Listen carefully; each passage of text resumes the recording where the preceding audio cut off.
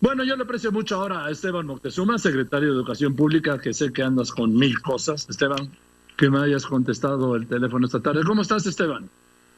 Bien, Joaquín, con el gusto de saludarte y a todo tu auditorio. También les mando un abrazo. A ver, voy con las dudas que me han hecho llegar, porque como anuncié que te iba a entrevistar, me llegaron muchos. Primero, ¿cómo? A ver, el curso empieza el día 26, dijiste, ¿no? 24 de agosto. 24. Y entonces empieza ¿desde dónde hasta dónde? El curso empieza el día 24 de agosto y va a concluir la segunda semana de julio. Sí. Pero empieza desde preescolar hasta todo. Sí, empieza todo, inicial, preescolar, primaria, secundaria y bachillerato, media superior.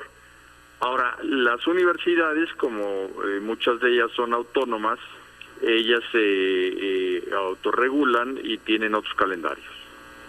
Bien. ¿Cómo va a estar la distribución de clases? Porque el acuerdo que anunciaron ayer con las 4 televisoras por televisión, bien, pero pues una familia que tiene 2 o 3 hijos necesita 2 o 3 teles, ¿no? Lo que estamos haciendo para facilitarle a las familias que puedan estudiar en diferentes, digamos, grados escolares, es que vamos a repetir toda la programación después de que esta se imparta, y también los fines de semana. Entonces, no solo se va a pasar una vez una clase, sino que se va a poder pasar varias veces, y entonces en ese caso la familia puede ir distribuyendo las clases, ¿no?, entre sus niños. Porque imagínate, una familia de 3 hijos son 12 horas de tele. Sí, el tema es precisamente que la televisión es lo más equitativo que puede existir a la mano, ya que llega al 94% de las familias. Sí. Y por eso se escogió la televisión. Ahora también tiene el apoyo del Internet, que más o menos el 60% de las familias pueden tener Internet. Entonces también puede seguir por televisión uno de los niños y el otro por Internet, para complementar. Y está la programación que se está repitiendo para poder también apoyar de ese lado. Yo sé que esto no es nada fácil. Digo, no lo es, Joaquín. Parto de eso, ¿sí? Entiendo que es muy complicado, y también es muy complicado para los padres de familia, incluso para los niños y para los maestros también, ¿sí? Para todo el mundo es complicada esta pandemia, muy complicada. Ahora, esto de las repeticiones, imagínate, por ejemplo, una familia que yo conozco tienen 2 hijos, uno en secundaria y el otro en sexto de primaria. Tienen una tele. Entonces, tienen que ver cuál pasa primero, se tienen que organizar ellos para ver el original o la repetición, o cómo funcionaría esto. Pues por mira, como va a haber un horario, en el horario se va a poder ver a qué horas pasan los programas de uno y a qué horas pasan los del otro. Entonces ahí se puede distribuir el tiempo, pero Joaquín, es muy probable, porque la penetración que tiene el celular es impresionante en México, que tengan celular, y también puedes ver por celular los programas. Entonces tienes la televisión en la primera transmisión, la televisión en la segunda transmisión, el celular, si tienen una laptop, la laptop, y si no, pues estás teniendo la posibilidad de verlo también el fin de semana. Oye, pues qué bueno que yo ya acabé la escuela, caray. Oye, pero por ejemplo, imagínate 3 horas de celular, también es una friega, ¿no? Pues incluso es poco sano. Así se desarrolló todo el tema de Aprende en Casa en el mes de marzo, y afortunadamente lo que vimos fue que los muchachos trabajaron, y las maestras y los maestros también, en estas condiciones. No sé si tengas tú niños o jóvenes cerca de ti, pero no les molesta en lo más mínimo tener el celular pegado todo el día. No, por supuesto que no. No, de eso no tengo duda. Pues eso sí, más horas sí, pegados. Pero, ahora, una cosa, Joaquín. Obviamente todo mundo quiere el regreso a clases, todo mundo quiere volver a ver a sus amigas y amigos, a sus maestros y maestras, pero no es posible. Entonces, aquí lo que hay que ver es que de lo posible es de donde se armó este programa, que es muy robusto. Estamos hablando de 6 canales de la televisión mexicana dedicados 24 horas los 7 días de la semana a la educación de sus niñas y niños. Y déjame decirte que ya empiezan por ahí a hablarnos de otros países para decirnos que cómo le estamos haciendo, porque varios países hicieron lo mismo que hicimos en Aprende en Casa, y estoy seguro que ahora van a seguir un ejemplo que es mucho más robusto que la primera versión de marzo y abril. Sí, ahora yo te quiero decir una cosa, Esteban. Yo estoy de acuerdo en que no vayan a la escuela, porque yo estoy convencido que volver a clases sería disparar la pandemia. ¿Viste la gráfica Totalmente de Israel? Convencido. No, pero cuéntame. Estuvo tema, pero todo el fin de semana en las redes una gráfica. Israel era un ejemplo de control del COVID, y la gráfica pues venía muy naturalita, subió, llegó a su punto, bajó, y en un momento dado abrieron de nuevo las escuelas y se disparó como 3 veces más alta la gráfica que el pico que había tenido en la previa. Y lo mismo sucedió en Dinamarca, y lo mismo sucedió en Reino Unido y en China, en Beijing, y lo mismo lo mismo sucedería aquí, lo mismo nos pasaría si abrimos antes de tiempo. Entonces, estoy totalmente de acuerdo en eso. Por la salud de todos, y no solo de los niños, porque mucha gente dice, oye, pero si las niñas y los niños son los que menos se contagian, sí, pero son portadores. Y a quien contagies a los abuelos y a las abuelas y a los padres y madres. Entonces, es una decisión dolorosa, pero necesaria, el tener la paciencia para seguir aprendiendo en casa y aprovechar todo lo que tengamos a la mano, Joaquín, para poder apoyar el aprendizaje de las niñas y niños.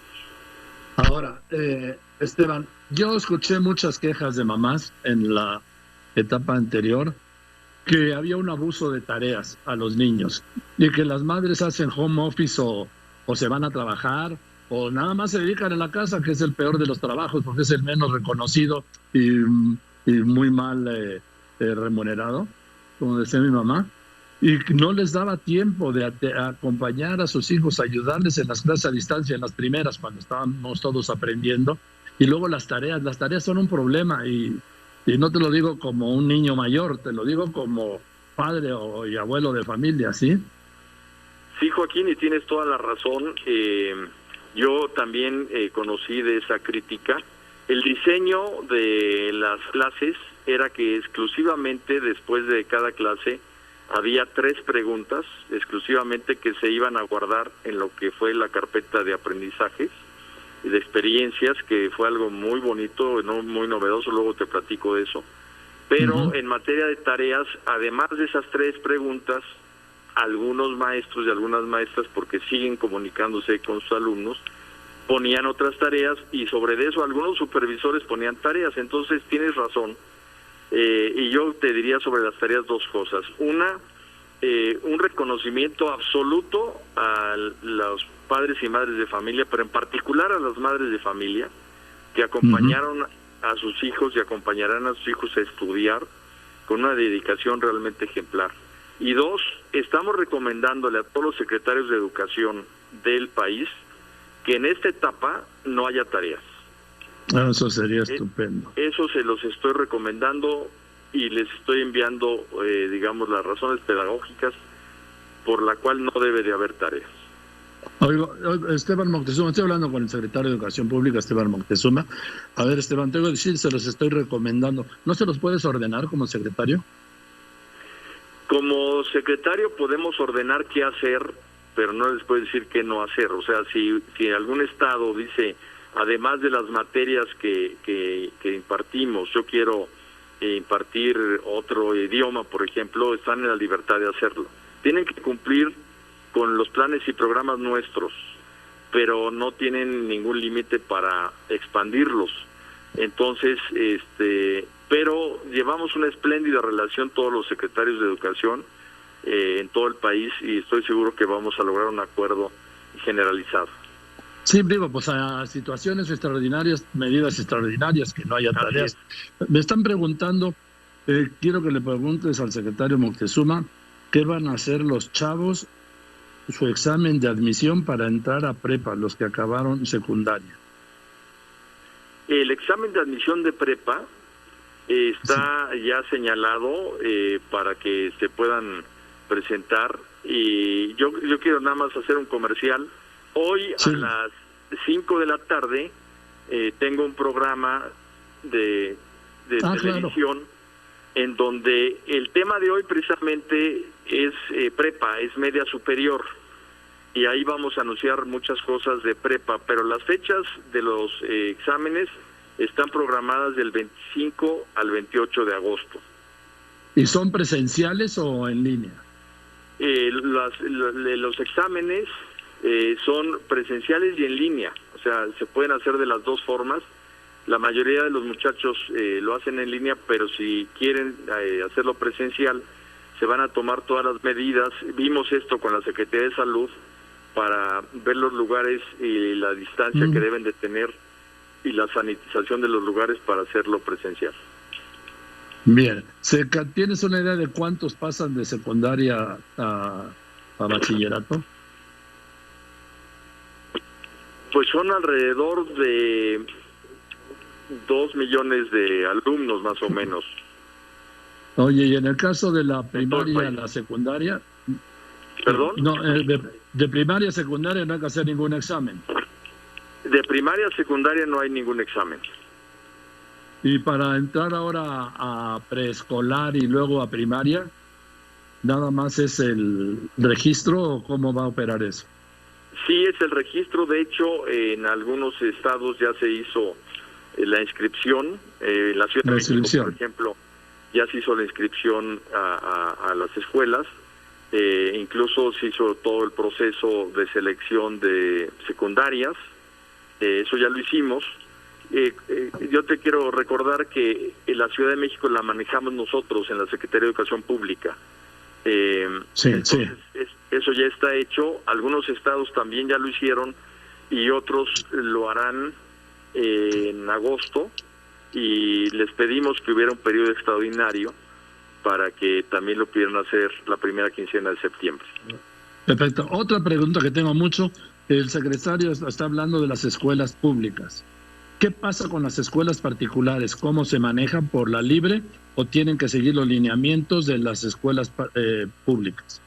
En todo lo que es académico, las escuelas privadas siguen los lineamientos de la Secretaría de Educación Pública cuando están incorporadas a la Secretaría. Todos los planes y programas, el calendario escolar, etcétera. Todo lo que es, llamémosle así, el acuerdo, digamos, de colegiatura, de pago, de cuotas, que es una cosa, llamémosle, más comercial, eso ya no lo regula la Secretaría, eso se ve con la Procuraduría del Consumidor. A nosotros nos han llegado muchas personas a decirnos que qué pueden hacer con una escuela que está cobrando tal o cual colegiatura, y lo referimos precisamente a la Procuraduría del Consumidor.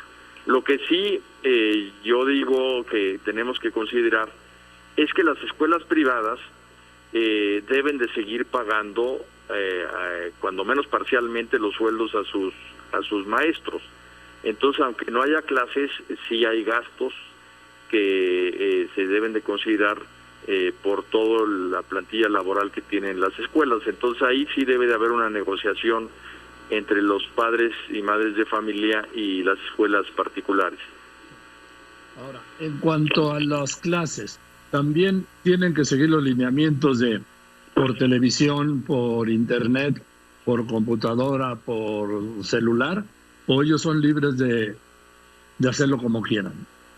Ellos tienen que seguir los contenidos que estamos marcando en los programas de televisión. Esos contenidos están en los planes y programas, se derivan de ahí los contenidos de la televisión, se llaman los aprendizajes esperados, y tanto la escuela pública como la privada puede recomendar, sin duda la televisión llega al mayor número posible de personas, sí. Pero si una escuela quiere hacerlo por internet, lo puede hacer por internet, es una herramienta auxiliar adicional y perfectamente lo puede hacer de esa manera. Lo que no puede hacerlo, y eso no es por la SEP, sino por la Secretaría de Salud, es hacerlo presencial. O sea, ninguna escuela privada puede decir, bueno, yo sí empiezo las clases presenciales, porque ahí sí hay una restricción de la Secretaría de Salud. Muy bien, ahora, sabes que hay, por la crisis económica derivada de la crisis sanitaria, hay muchos padres y madres que han perdido el empleo, que han perdido el ingreso y que no pueden seguir pagando una colegiatura. Va a haber un gran número de niñas y niños y jóvenes que van a pasar al sector público. Sí, tiene espacio la Secretaría de Educación Pública para eso, espacio y tiempo. Ya lo estamos viendo y es un tema en donde todo mundo tiene pues derecho a la educación gratuita de la educación pública, y cualquier familia que quiera inscribir a sus hijos en una escuela pública puede hacerlo. Obviamente las escuelas tienen un cupo y a lo mejor la escuela de enfrente de su casa ya está con un cupo lleno, pero siempre habría un espacio en otro lugar. O sea que sí van a poder seguir yendo al colegio, a la escuela, los niños cuyos padres no puedan pagar la colegiatura. Así es, sí van a seguir atendidos y es nuestra obligación darles lo que, pues la educación es un derecho, Joaquín, entonces se tiene que prestar ese servicio educativo. Nada más dime una cosa, los libros de texto gratuito, esos, ¿cómo los vas? ¿Cuántos libros son? ¿Es un total de cuántos millones? Son, digamos, de las materias de las asignaturas son 161 millones. Sí. Y otros 20 millones son libros especiales, o sea, hacemos libros en braille para personas que tienen discapacidad visual, hacemos libros en macrotipo, tenemos luego toda una producción de libros para los estados que tienen contenidos regionales, tenemos libros para educación indígena y todo eso suma otros 20 millones, o sea, en total estamos hablando de 181 millones de libros que vamos a distribuir este año. Ahora, el reto es, ¿cómo vas a distribuir 181 millones de libros de texto en estas condiciones? Hemos estado hablando con todos los estados de la República para que se haga toda una línea, llamémosla así, de trabajo entre maestras, maestros, padres y madres de familia. Nos ayudan nuestras propias instituciones como el INEA, como CONAFE, y las Fuerzas Armadas también nos ayudan, y hay pues toda una logística para que estos libros estén en los estados, estén en las escuelas. En algunos casos se repartan incluso hasta directamente a las casas de los niños.